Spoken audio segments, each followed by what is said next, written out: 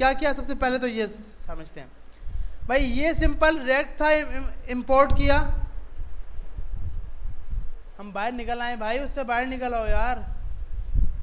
अच्छा, तो रेक्ट को इंपोर्ट किया, यूज स्टेट को इंपोर्ट किया, स्टेपर, स्टेप लेवल, बटन। अच्छा, यहाँ पे हमने बटन यूज नहीं किया तो उसको उठा देते हैं। टाइपोग्राफी, उसके बाद हमारे पास फॉर्म 1, फॉर्म 2 और फॉर्म 3, 3 अलग अलग फॉर्म बनाए। ये हमारे पास क्या है, ये वो फंक्शन है जो चेंज करेगा फॉर्म, कि भाई इस टाइम ये फॉर्म शो कराओ, इस टाइम ये फॉर्म शो कराओ। इसके अंदर हमने एक दिया एक्टिव स्टेप, दूसरा दिया हैंडल नेक्स्ट, तीसरा दिया हैंडल बैक। स्विच केस लगाया कि अगर एक्टिव स्टेप की वैल्यू केस 0 होता है तो फॉर्म 1 दिखा दो, और उसके पास सिर्फ एक फंक्शन लेके जाओ जिसका नाम है हैंडल नेक्स्ट। केस 2 में, केस 1 में क्या किया, रिटर्न करा दो फॉर्म 2, हैंडल नेक्स्ट भी लेके जाओ और हैंडल बैक भी करो। और केस 2 में ये हमने दिखा दिया लास्ट वाला, जिसमें हम सिर्फ हैंडल बैक लगाएंगे। ये function handle back, handle next, ये काम बनाए हैं, ये बनाए पड़े हैं। सिंपल फंक्शन बने हैं कि भाई जब ये कॉल हो तो जिस स्टेप पे भी आप खड़े हो, जिस स्टेप के ऊपर भी आप खड़े हो, आप एक स्टेप आगे ले जाना इसको, और आप जिस स्टेप पे खड़े हो एक स्टेप इसको पीछे ले आना। अच्छा, इससे पहले ना मैंने ये लगाया था तो यहाँ पे एरर आ रहा था, प्लस प्लस और माइनस माइनस, तो और उसके बाद नीचे आए। अब ये हमने क्या किया, स्टेपर यूज किया, एक्टिव स्टेप। अगर ये मैं हटाता हूँ ना अल्टरनेटिव, तो इससे क्या होता है हमारे पास कि बिल्कुल इसके साथ आ जाता है। हम चाहते हैं इसके साथ ना आए, इसके नीचे आए, तो नीचे के लिए हमने क्या लगा दिया, अल्टरनेटिव। तो आप ये पास करोगे खुद ब खुद, वो जो टेक्स्ट उसके साथ आ रहे हैं वो कहाँ पे आ जाएंगे, नीचे आ जाएंगे। उसके बाद स्टेप डेटा क्या है भैया, स्टेप डेटा हमारे पास क्या है, एक जी जी नहीं, ये स्टेप्स का काम है, ये नहीं भी देते ना, क्योंकि वो तो इस तरह, तो इतनी हिम्मत तो। अब देखो नेक्स्ट पे क्लिक करूंगा, अभी ये फट रहा है, लेकिन फिर क्या होता है कि इस पे टिक करता है और इस पे पहुंच जाता है। ये सब काम स्टेप खुद कर रहा है। इसके अंदर ये नाम स्टोर है,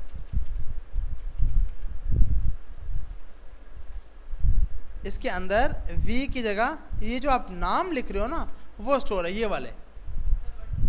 वो स्टेपर का खुद का काम है ना भैया, वो तो अब स्टेप यूज कर रहे हैं, इसीलिए तो कर रहे हैं कि ये यूआई पूरी, ये हमने भी तो नहीं लगाई, ये लाइन भी नहीं लगी इस पे, इसको थोड़ी पता कि इसको वो सिंपल ये कलर करो। ये सब काम ये खुद कर रहा है स्टेप लगाने से। स्टेप लेवल, अब जैसे आपने स्टेप हटाया, अब सिर्फ ये आ गया, अब पूरी यूआई खराब होगी। तो सबसे मेन काम कौन कर रहा है, स्टेप के स्टेप बना रहा है। स्टेप है क्या, ये कंपोनेंट है, कोई याद नहीं रखना, सिर्फ मटेरियल यूआई का क्या है, कंपोनेंट है, वो आपने यहाँ पर इंपोर्ट किया हुआ है। उसके बाद क्या है, स्टेप लेवल, और इसके अंदर आपने वी पास कर दिया। अब वी क्या है, हमें पता है कि भाई ये पर्सनल इंफॉर्मेशन, एजुकेशन इंफॉर्मेशन और जर्नल इंफॉर्मेशन। उसके बाद नीचे आए, अब ये क्यों किया, ये अगर हम नहीं करेंगे तो यहाँ फॉर्म शो नहीं होंगे, तो फॉर्म शो कराने के लिए ये काम किया हुआ है। क्या है कि अगर एक्टिव स्टेप और स्टेप डॉट लेंथ, मतलब आप भी तीसरे स्टेप पे खड़े हो और फॉर्म की लेंथ कितनी है, 3 है, तो उसकी जगह क्या लिख दो, सबमिट, के आप अपने डेटा को सबमिट कर सकते हो। नहीं तो टाइपोग्राफी दिखाओ, और टाइपोग्राफी के अंदर हमने गेट स्टेप कंटेंट, ये मटेरियल यूआई ने नहीं दिया, ये हमारा वो फंक्शन है जो हमने ये बनाया हुआ है, गेट स्टेप कंटेंट। और इसके अंदर सबसे पहले हम क्या भेज रहे हैं, सो गए सब भाई, एक्टिव स्टेप। उसके बाद हैंडल नेक्स्ट और तीसरा हैंडल बैक, ये तीनों फंक्शन बना दिए। अब हम जैसे ही यहाँ पर जा रहे हैं फॉर्म 1 में, तो फॉर्म 1 में हमने क्या मंगा लिया, प्रॉप्स, और हमें पता है भाई हमने कहा जैसे इस बटन पे क्लिक हो, जैसे इसके ऊपर ऑन क्लिक हो तो क्या करना, प्रॉप्स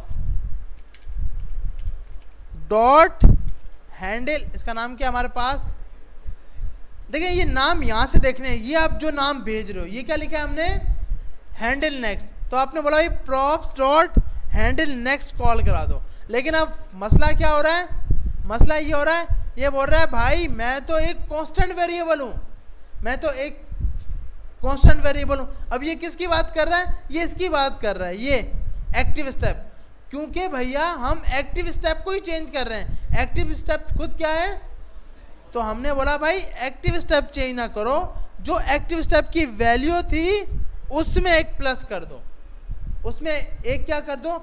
अब बोलोगे हो तो वही रहा है, हो तो वही रहा है, लेकिन क्या है इसमें फर्क क्या है, प्लस प्लस एक्टिव का मकसद कि वैल्यू सेव करो एक्टिव स्टेप के अंदर, लेकिन वो काम तो ये खुद करेगा, फिर ये क्यों बनाया है अगर वैल्यू इसने सेव करानी है।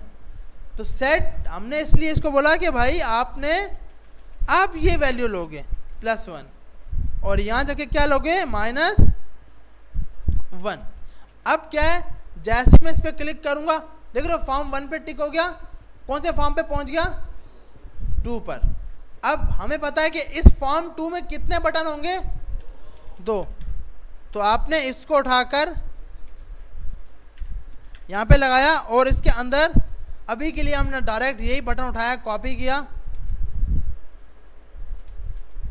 पेस्ट कर दिया और ये कर दिया। इसके ऊपर लिख देते हैं टेक्स्ट, कहाँ है इसका वेरिएंट, अच्छा पूरा कॉपी नहीं किया, ये पूरा कॉपी किया हमने यहाँ से यहाँ तक, ये नेक्स्ट और ये बैक, पहले होता है बैक फिर होता है नेक्स्ट, और हमने यहाँ पर जाके बैक के लिए हैंडल बैक कॉल करा दिया। बटन इज नॉट डिफाइंड क्योंकि इस फाइल के अंदर बटन जो है वो इंपोर्ट नहीं है। अब मैंने 2 पे गया, बैक करूंगा तो पिछले फॉर्म पे पहुंच गया। नेक्स्ट, अच्छा ये यूआई तो आप खुद तैयार कर लोगे ना भाई कि ये सेंटर पे आए और ये सब कुछ आए। अब मैं नेक्स्ट कर रहा हूं तो खुद ब खुद इस पे भी टिक आ गया, ठीक है वापस फॉर्म 1,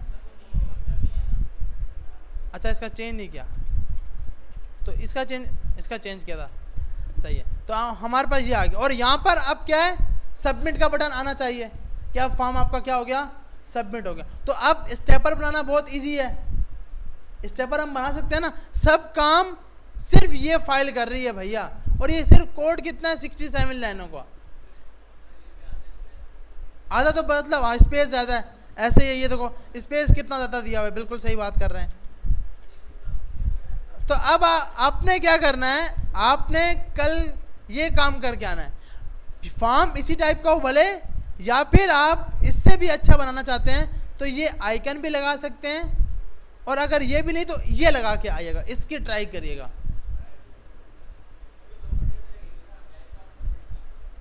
इसके अंदर, हाँ इसके अंदर ही बिल्कुल आप सही बोल रहे हैं, फॉर्म 3 में भी एक बैक होगा और एक सबमिट का बटन होगा। हाँ चेंज वाला मतलब चेंज वाला यहाँ से आएगा, यहाँ से हम एक ही फंक्शन भेजेंगे, लेकिन वहाँ पर सबमिट का बटन आएगा, क्योंकि आपके पास यहाँ से तो एक ही जाएगा। एक क्यों जाएगा, क्योंकि बैक होगा, जो सबमिट का फंक्शन है वो तो उस पेज पे जाके डेटा होगा, वहाँ पे सेव होगा डेटा, सही है भाई। क्योंकि अक्सर क्या होता है, इस टाइप के फॉर्म को क्यों बनाया जाता है, अब यूज़र ने पर्सनल इन्फॉर्मेशन डाल दी, एजुकेशन और ये नहीं डाली, तो जब तक वो ये सब फिल नहीं करता फॉर्म सबमिट नहीं होता। लास्ट फॉर्म पे जाकर सबमिट का बटन लगाया जाता है, जब वो सबमिट पे क्लिक करता है तो डेटाबेस के पास क्यूरी जाती है। आ रही है समझ, तो इसको फायरबेस से भी करके देखेंगे तो समझ आ जाएगी। तो आपने ये कल करके आना है कि पर्सनल इन्फॉर्मेशन, उसका नाम, ईमेल, एजुकेशन में सिलेक्ट ड्रॉप डाउन दोगे जिसमें वो सिलेक्ट करेगा अपनी एजुकेशन और एज। जनरल इन्फॉर्मेशन के अंदर डेट ऑफ बर्थ और एक दो चीज़ें और जेंडर, रेडियो बटन के जरिए जेंडर डाल दोगे, सही है भाई। तो ये वाला काम हो जाएगा ना, सही है। तो ये कोड और वीडियो मैं इंशाल्लाह अपलोड कर दूंगा, कोशिश करना ये लाजमी हो जाए। है भाई, ऑफ कर